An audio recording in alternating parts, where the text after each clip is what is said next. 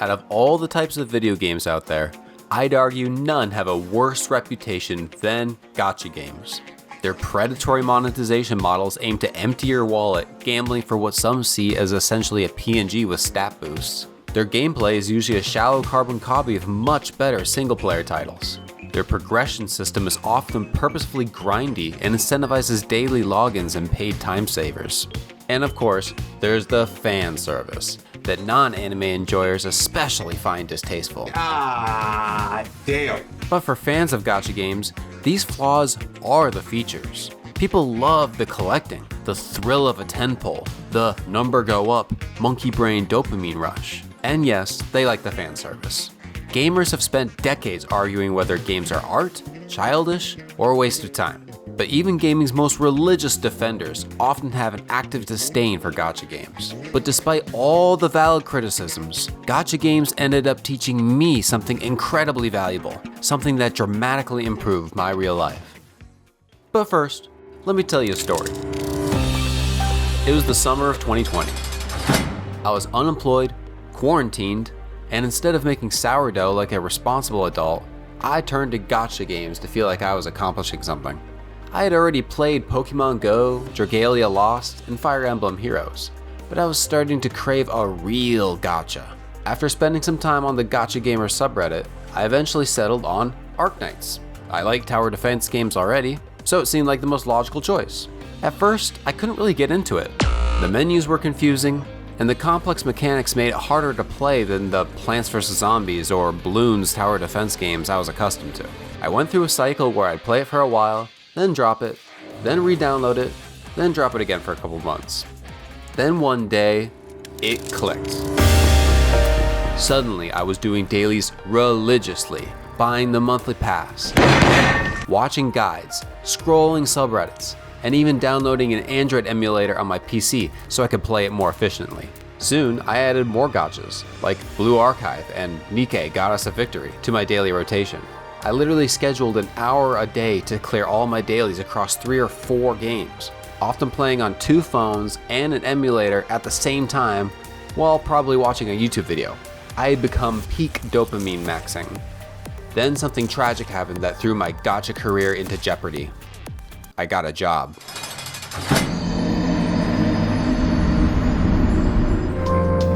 A few years later, I wasn't playing any gachas, except the occasional Arknights. Life was good, my career was stable, and I was spending more time with the boys. My friends and I planned a 2-week trip to Japan, and, in preparation, I started doing daily Japanese on Duolingo and Renshu, so I could hopefully read and speak a few sentences to help me get by without Google Translate. A month before the trip, a coworker of mine suggested keeping a travel journal, so I downloaded the journal app day 1 and started writing in it every day to get into the habit.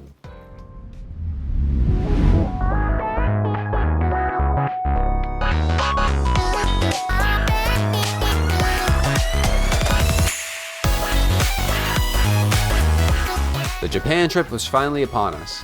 We went to Kyoto, Osaka, and Tokyo. I saw everything from traditional Japanese temples in Kyoto to modern temples of anime merchandise in Akihabara, Tokyo. And over the whole trip, I kept up my journaling and tried to use my limited Japanese as much as I could.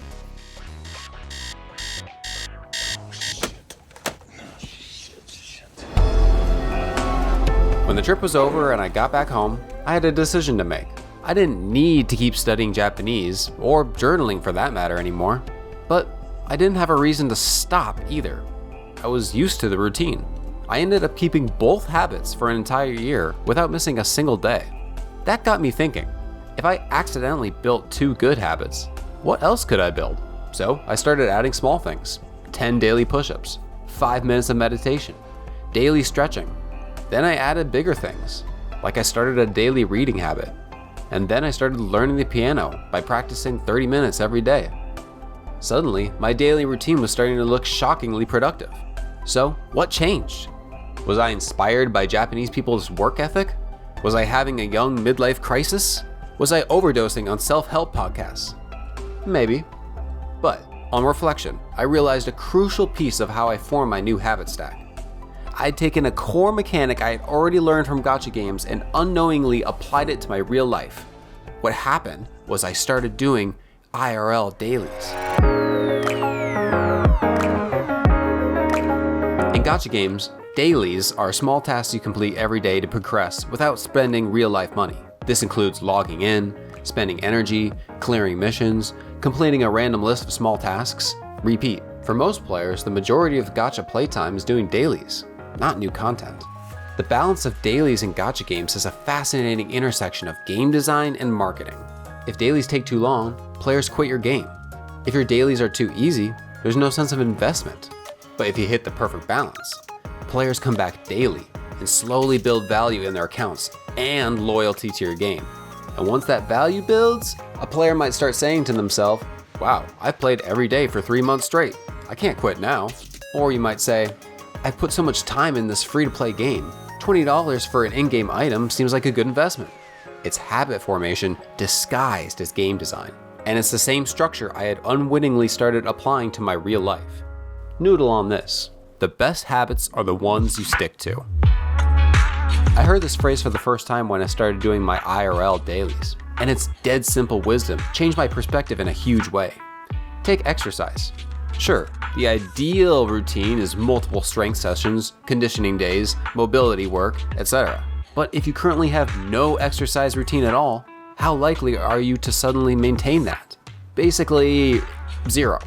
But what if you set a goal that was so easy to accomplish that it'd be silly to skip it? How about one body weight squat every day?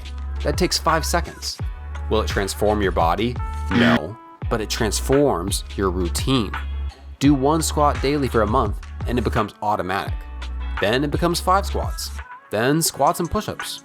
Then real workouts. Consistency over intensity.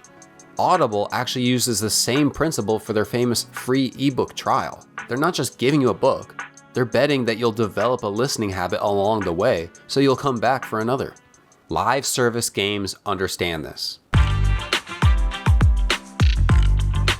Fortnite, Overwatch, Apex Legends, League of Legends, Roblox, CSGO. The last 15 years of multiplayer game design is built around repetition. Studios want that forever game that you'll play repeatedly for years, not just one game that you'll beat and then sell at GameStop for a reasonable exchange rate. Gacha games just take this to an extreme. They skip the AAA polish and go straight for the habit-forming loop. That's what makes them addictive, but also what makes them secretly educational.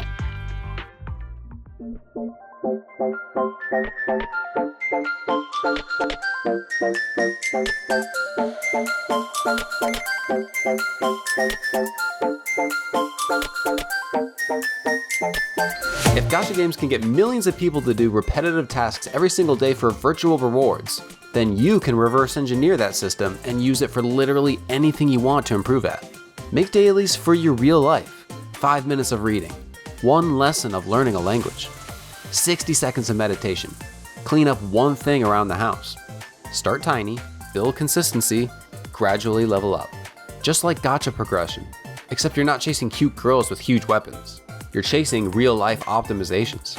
If you've been able to stick to dailies in live service or gacha games, then you can do the same for just about anything.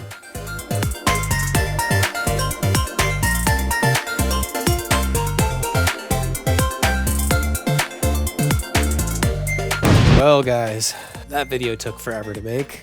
I want to thank every channel I downloaded a clip or got a picture from with a video like this. I'm just using like literally hundreds of clips, and sometimes they last for a couple seconds, and it just is such a pain to keep track of them all. I'll shout out a few people that I stole kind of more prominent clips from. Ray Kentman, the Unexpected Japan channel, Pure Energy Film Props, Flirde, Yako CMN, and of course, I took a lot from SpongeBob and The Matrix. I hope you didn't think this video was too corny. Usually, like, things that are true are corny. I've been thinking about this video for the last couple of years now, and now it has an ending, and now I'm recording the outro. I had to use the lessons from this video to make this video, right? Just like in the video, start small, 1 night a week I would edit. Near the end, it's gotten up to like 4 nights a week I edit. Yeah, but I hope you guys enjoyed.